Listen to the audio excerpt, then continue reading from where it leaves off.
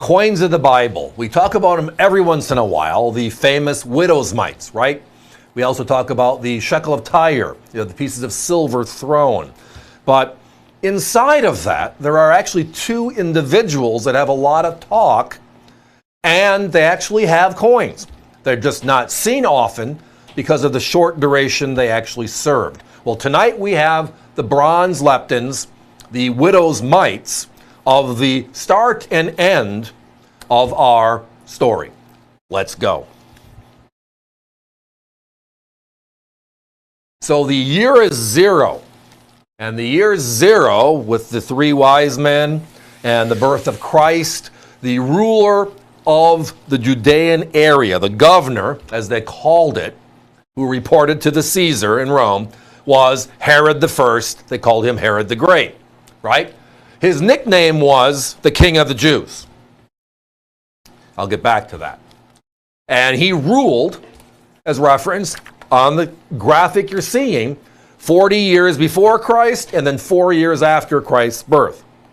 Okay? So, premium grade, the quality of these bronze cents from 2,000 years ago, they're able to actually tell what ruler they came from. That's where technology has been a wonderful thing, but the quality of the coin has to be there as well. So we're able to document, and they can certify that that coin came from Herod the First during his reign.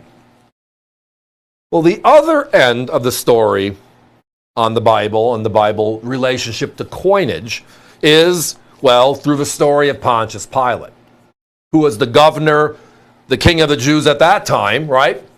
And reported to the emperor, the Caesar.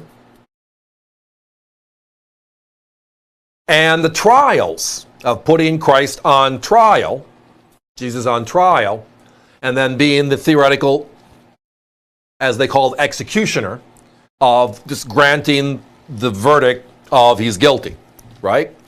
And his scent, that circulated during that time. Now, he served for a very short period of time.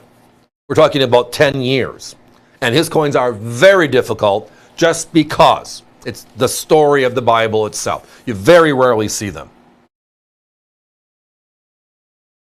Unique to be all unique. So Herod again, Herod the Great, as I referenced earlier, the King of the Jews was his name, right? That's what he called himself at that point. He was the governor of Judea, reporting again to who? At that time, Julius Caesar. Good friends of Julius Caesar, which is why he was able to stay in power for as long as he did. You might remember the story and the play through where in the year 2 AD, he authorized the murder of all boys from 2 under because of the fear of this child that is being called now the new King of the Jews. And he is, well, the King of the Jews. So that's where that story all musters from. And it's a great read, lots of fractions inside of it, but a wonderful read. This is that coin of Herod the Great, Herod the First, at this time in history. His sons took over, weren't doing quite well, some issues and so forth, so they eventually replace his family with Pontius Pilate. He rules for about 10 years. He reports to Tiberius, who is the Caesar at the time. And again, he was more of a Christian. Rumor has it he became a Christian after the event. And he didn't want to, but had to uphold the law, and as the governor, he just had to let it go through. Those are the stories. The story card gives a little bit on both of those. You can dig much further into it. But when's the last time you've seen a colonial American coin with great detail that are affordable? For us, next year is 2026. Next year is USA 250. These coins are from 2,000 years ago. Outright wow, right? Outright wow. Love them again. The coin of the realm in Judea was known as the bronze lepton, right? The widow's mite, nicknamed from the Bible. These are the cents that were used for hundreds and hundreds and hundreds of years. But due to technology and just understanding, the certification services can now push these beautiful cents into actual time frames and actual rulers, emperors, etc., which just makes it so much more fun for all of us collectors. So the coins, they call them premium grade because you get to see good detail in the obverse and the reverse. The best part about, in my opinion, certified coins is they give you all the detail.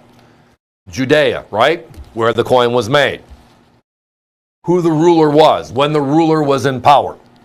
Any significance about the coin. And again, they call these prutas, which is the formal name of that coin at that time.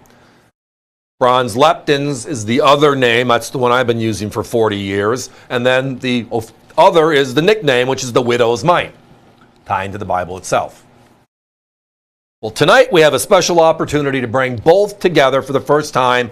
For me, doing this, and I've been doing TV for over 40 years. This is the first time I've had both of these available at one time. Usually you find one, you love the story, let's talk. Sometimes you find the other. But with today and certification, it just makes the opportunity a little bit better for us all. So tonight, my competition, they're over $250 each. And are just the coin certified by NGC, so you know it's the right coin. But the quality, we're talking like it's not even close. We have the premium quality and the price tonight. That's special. Guys, can I have a 1-minute clock, please? I'm running really low on the Pontius Pilate coin. Many of you that are history buffs, you love the ancient coins, the stories of the Bible, which are some of the great coins we've had over the years. We very rarely ever have that one. I think in the last 5 years, we had Herod up 3 times and Pontius Pilate up once. So tonight, having them together as I referenced, for me, it's just a real treat, being able to talk about them. Because the stories are unique, right? They are the bookends of the story of Christ.